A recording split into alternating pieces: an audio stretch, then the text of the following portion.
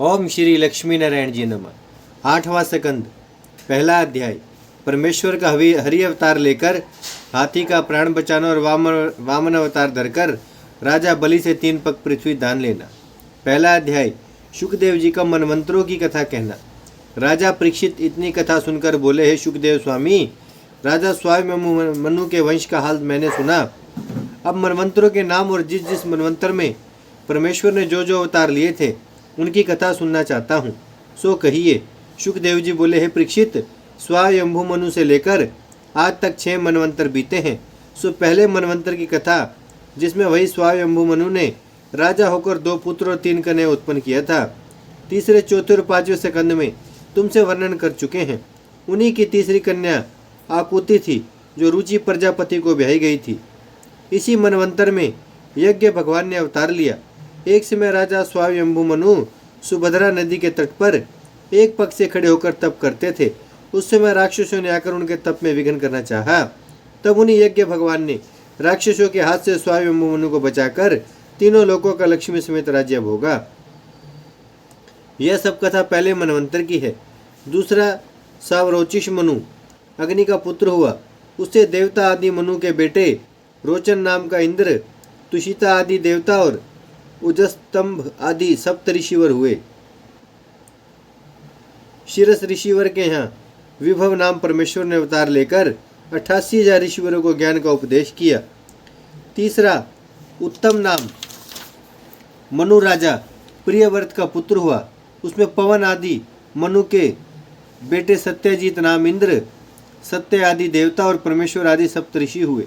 धर्म की सुनीता स्त्री से सत्यसेन नाम परमेश्वर ने अवतार लेकर पापी व दुष्टों का नाश करके सत्य को शिथिल किया।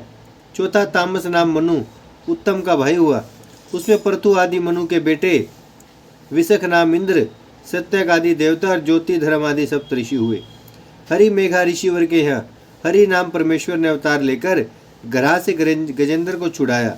गराह बोले तो मगरमच्छ से हाथी को छुड़ाया। इतनी कथा सुनकर परीक्षित ने विनय किया, महाराज, जिस तरह परमेश्वर ने हाथी को मगरमच्छ से छुड़ाया था उसकी कथा वर्णन कीजिए। दूसरा अध्याय। शुकदेव जी का गजेंद्र व गराह की कथा कहना। शुकदेव जी बोले, हे परीक्षित, परमेश्वर अविनाशी पुरुष जन्म मरण से रहित हैं। ब्रह्मा आदि देवता भी उनके आदि व अंत को नहीं जानते, उनका निरंकार रूप प्रत्यक्ष नहीं देख सकते। जब कभी हरि भक्तों पर दुख पड़ता है तब वे अपने भक्त की रक्षा करने के लिए 6 गुण अवतार लेकर संसार में अपना एक नाम प्रकट कर देते हैं। उसी तरह हाथी का प्राण बचाने के लिए भी हरि ने अवतार धारण किया था। उसकी कथा इस तरह है। त्रिकुट नाम का एक पर्वत 10,000 योजन लंबा व चौड़ा व ऊंचा शीर समुद्र के मध्य में है। उसके 3 शिखर सोने चांदी व लोहे के हैं।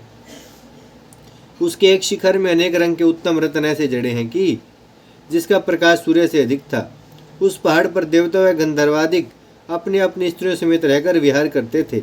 वहाँ संगमरमर के कुंड बने थे और अनेक रंग के पक्षी मीठे शब्द बोलते थे। ऐसे उत्तम बगीचे, अनेक रंग के पुष्प व फल वहाँ लगे थे, जिनको देखकर सबका मन मोहित हो जाता था। योजन पर्यंत उन पुष्पों की सुगंध उड़ती थी। वहाँ एक बहुत बड़ा तालाब था जिसमें कमल फूल हुए थे।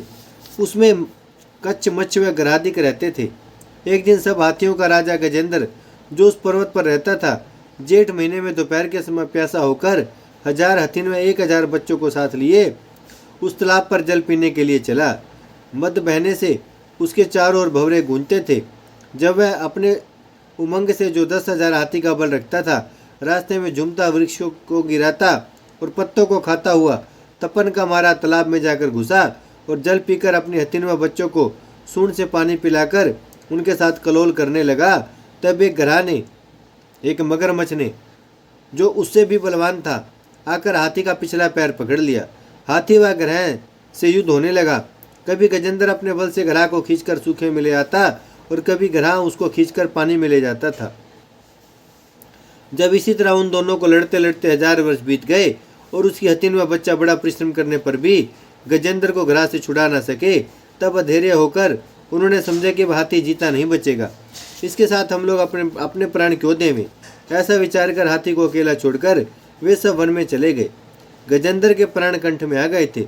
उनके चले जाने से घबराकर उसने विचार किया कि इस महादुख में मेरा कोई साथी नहीं है। हथिन व बच्चों ने भी मुझे अकेला छोड़ दिया। जान पड़ता है कि मेरे पूर्व जन्म के पापों ने ग्रह रूप होकर मेरा पैर पकड़ा है। जैसा कर्म मैंने किया था वैसा फल भोगता हूँ। ये सब देवता और गंधर्वादिक अपने अपने विमान पर बैठे हुए मेरे युद्ध का कौतुक देखते होंगे।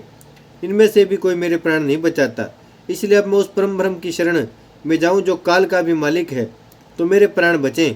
ऐसा विचार कर हाथी नारायण जी के चरणों का ध्यान सच्चे मन से करने लगा। ओम श्री लक्ष्मी नारायण जी नमः। तीसरा अध्याय, गजेंद्र का परम ब्रह्म की स्तुति करना। सुखदेव जी बोले, परीक्षित, गजेंद्र ने पूर्व जन्म के पुण्य से परमेश्वर का ध्यान करके कहा, मैं उन भगवान की शरण में हूँ जिनकी कृपा से संसारी जीव चैतन्य होते हैं और सारा जगत उन्हीं से उत्पन्न होकर उनके आश्रय में रहता है। उस परमेश्वर का महाप्रलय में भी नाश नहीं होता, वे सदा स्थिर रहते हैं। जिस तरह बालक नट व भानुमति के खिलवाड़ को नहीं पहचानते, उसी तरह ब्रह्मादिक देवता भी उनके आदि अंत को नहीं जानते। जैसे अग्नि की चिंगारी उड़ती है और सूर्य का प्रकाश छिद्र में से रज के समान दिखलाई देता है, वैसे जिन परम ब्रह्म के सामने देवता और लोग चिंगारी व रज तुल्य हैं, मैं उन्हीं परमेश्वर को दंडवत करता हूँ।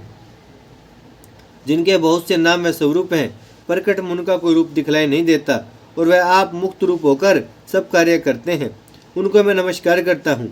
जो अविनाशी पुरुष मुझे इस फंदे से छुड़ा सकते हैं, जो अर्थ धर्म काम मोक्ष चारों पदार्थ देने वाले हैं, सब जीवों में उन्हीं का तेज रहता है, ऐसे जगत व्यापक राम की मैं शरण में हूँ। जो परमेश्वर योगीश्वरों को योग व तप करने का फल देते हैं, वही दीनानाथ इस समय मेरी रक्षा करें। उनके सिवा अब मैं किसी का भरोसा नहीं रखता। हे दीन दयालु महाप्रभु, मैं इस ग्रह के मुंह से छूटने के लिए यह स्तुति नहीं करता, माया रूपी संसारी जाल से निकालने के लिए यह कहता हूँ। इसलिए मुझ दीन पर दयालु होकर मेरा दुख दूर कीजिए। हे परम ब्रह्म परमेश्वर, तीनों लोकों के उत्पन्न पालन व नाश करने वाले, तुम्हारे सिवा दूसरा कोई ऐसी समर्थन नहीं रखता जो दीनों का दुख छुड़ा सके। हे जगत गुरु, जब तक मनुष्य अपनी समर्थ्य और परिवार वालों को बल रखता है, तब तक उसकी कोई इच्छा पूर्ण नहीं होती। सो मैं भी तुम्हारी माया में फंसकर अपनी हथिनी व बच्चों का भरोसा रखने से इस दूरदर्शा को पहुंचा। अब उनका आसरा छोड़कर तुम्हारी शरण में आया हूँ। हे दीन दयालु, मुझे अपने मरने का भय नहीं है, केवल इस बात का सोच है कि संसारी लोग कहेंगे कि गजेंद्र का दुख नारायण जी की शरण में जाने से नहीं छूटा। इस बात की लज्जा रखकर मेरा कष्ट दूर कीजिए, नहीं तो आपकी शरण में कोई ना जाएगा। आप अंतर्यामी हैं, अधिक क्या विनती करूं। हे परीक्षित, यह स्तुति सुनकर अंतर्यामी परमेश्वर ने गजेंद्र को महादुखी जानकर उसी समय अपना सुदर्शन चक्र उठा लिया और गरुड़ पर बैठकर बैकुंठ से चले। जब गजेंद्र ने देखा कि बैकुंठनाथ सुदर्शन चक्र हाथ में लिए गरुड़ पर चढ़े आकाश मार्ग से मेरी रक्षा को चले आते हैं, तब उसने कमल का एक पुष्प सूंड से तोड़ लिया और ऊंचे उठाकर पुकारा, हे नारायण, हे जगत गुरु, हे दीनानाथ, हे भगवंत, हे दुख भंजन, हे श्याम सुंदर, हे ज्योति स्वरूप, मैं आपकी शरणागत होकर दंडवत करता हूँ। जल्दी मेरी सुधि लीजिए। जैसे त्रिलोकीनाथ ने उस दुखिया के यह दीन वचन सुने, वैसे ही सुदर्शन चक्र समेत गरुड़ पर से कूदकर पैदल दौड़े और वहां पहुंचते ही सुदर्शन चक्र से ग्रह का मुख चीरकर मार डाला और हाथी को तालाब से खींचकर बाहर निकाल दिया। ओम श्री लक्ष्मी नारायण जी नमः। भजमन नारायण नारायण नारायण, श्रीमन्नारायण नारायण नारायण, लक्ष्मी नारायण नारायण नारायण, सत्य नारायण नारायण नारायण। भजमन नारायण श्रीमन्नारायण, लक्ष्मी नारायण सत्य नारायण, भजमन नारायण नारायण नारायण। भागवत महापुराण की जय, लक्ष्मी नारायण भगवान की जय, गौ माता की जय, गंगा मैया की जय, धरती माता की जय। भागवत